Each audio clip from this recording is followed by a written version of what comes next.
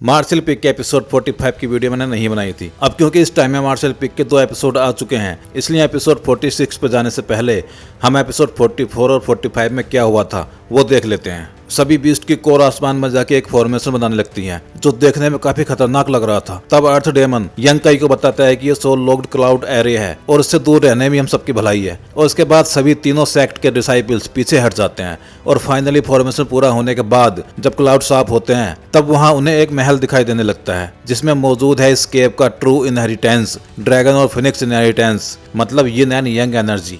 अर्थ demon Yang Kai को बताता है कि ये सभी सीढ़ियां इस इनहेरिटेंस के लिए एक टेस्ट है। इनमें से एक सीढ़ी में यिन एट्रीब्यूट है और दूसरी सीढ़ी में यंग एट्रीब्यूट है। अब क्योंकि तुमने यंग एट्रीब्यूट की प्रैक्टिस की है, इसलिए ये तुम्हारे लिए आसान होने वाला है, लेकिन बाकी सभी को अपनी एनर्जी खर्च करके इन सीढ़ियों से चढ़ना पड़ेगा। और जैसे ही कोई इन सीढ़ियों पे पहला कदम रखेगा, वैसे ही वो उसके कल्टीवेशन के हिसाब से टेलीपोर्ट हो जाएगा। सू यन यंग काई के साथ ऊपर जाना चाहती थी, लेकिन ऐसा हो नहीं पाया। यंग काई को अपने इस सफर में दोनों जुड़वा बहनें भी मिलती हैं, लेकिन वो भी उसके साथ आगे बढ़ने से मना कर देती हैं, क्योंकि अगर वो उसके साथ जाती तो उससे यंग काई की स्पीड भी कम हो जाती। यंग काई को आगे बढ़ने पर जिया मिलती है, जो उस पर अटैक कर देती है, ये चेक करने के लिए कि यंग काई किसी इविल स्पिरिट के कब्जे में तो नहीं है। लेकिन सभी जांच करने के बाद वो फाइनली हल्का महसूस करने लगती है, लेकिन उसके बाद जिया कमजोर होकर गिर जाती है, क्योंकि उसकी स्पेशल फिजिक की वजह से यिन और यंग एनर्जी उसको बहुत तेजी से कमजोर कर रही थी। ये देख के जी होंग चैन इन पे अटैक कर देता है, क्योंकि वो चीप फ्यूजन स्टेज के पीक पे था और क्योंकि जिया कमजोर थी, इसलिए वो भी अब जी हो चैन को टक्कर नहीं दे सकती थी। वैसे तो जिया भी चीप फ्यूजन रियल्म के पीक पे थी, लेकिन अभी उसकी हालत सही नहीं थी।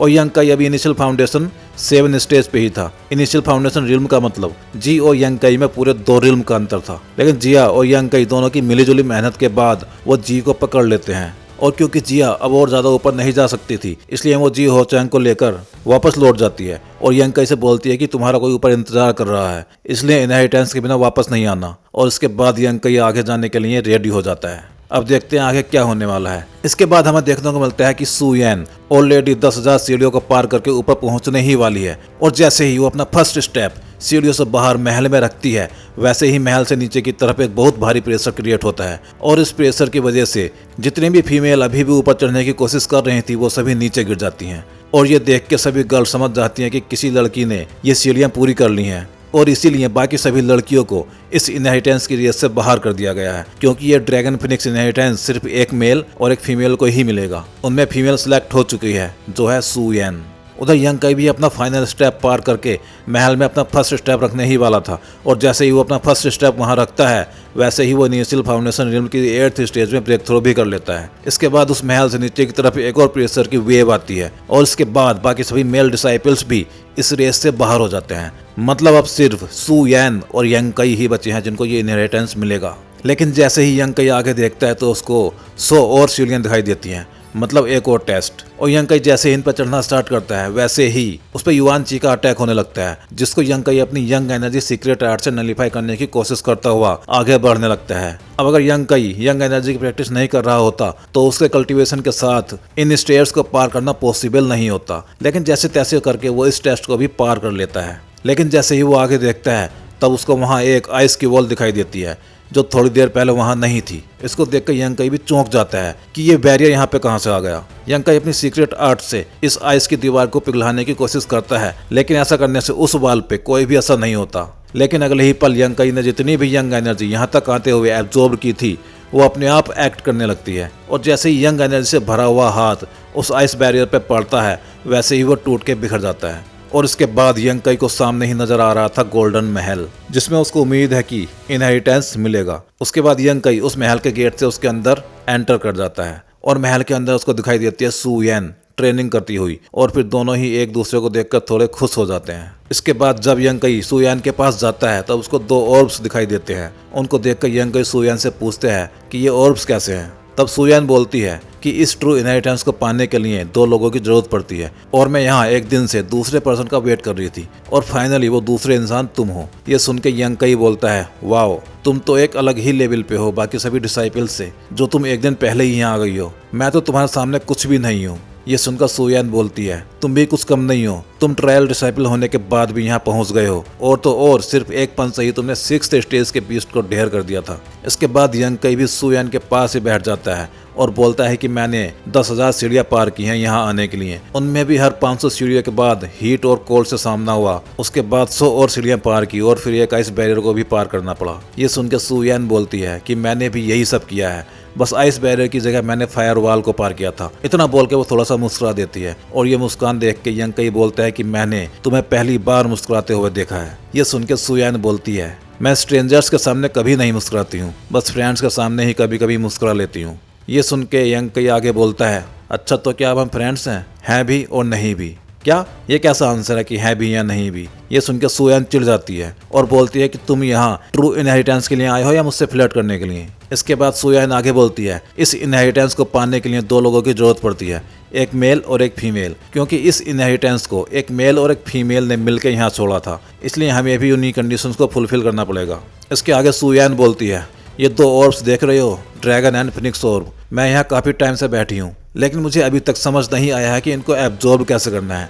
इसलिए अब मुझे लगता है कि दोनों कल्टीवेटर्स को यिन एंड यंग आर्ट को सेम टाइम पे परफॉर्म करना होगा इस इनहेरिटेंस को पाने के लिए।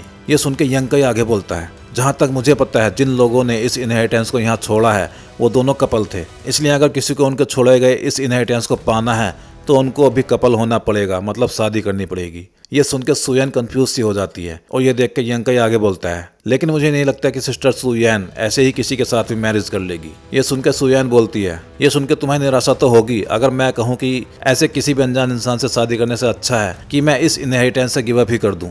ये सुनकर यंग कई बोलता है कि हाँ, मैं समझ सकता हूँ कि तुम्हारे स्टेटस वाली लड़की के लिए ये आसान नहीं है कि वो मेरे जैसे किसी ट्रायल डिसाइपल के साथ मैरिज करे, लेकिन ये भी अच्छा है कि हमारे पास यहाँ आके भी अपनी चॉइस रखने की फ्रीडम है। और ये बोल के वो वहाँ से उठ के जाने लगता है। ये देख के सुयान बोलती है, कहाँ जा रहे हो? वापस जा रहा हूँ। इन ऑर्ब्स को देख के थोड़ा पेन हो रहा है क्योंकि हम इनको एब्जॉर्ब तो कर नहीं सकते। ये सुन के सुयान बोलती है, किसने कहा कि तुम इनको एब्जॉर्ब नहीं कर सकते? मैंने सिर्फ ये कहा था कि मैं किसी ऐसे इंसान के साथ इनहेरिटेंस को एब्जॉर्ब करना नहीं चाहती जिसे मैं नहीं जानती, लेकिन तुमने तो मेरी जान बचाई है और अगर तुम नहीं होते तो मैं यहाँ जिंदा खड़ी भी नहीं होती, इसलिए वापस आओ।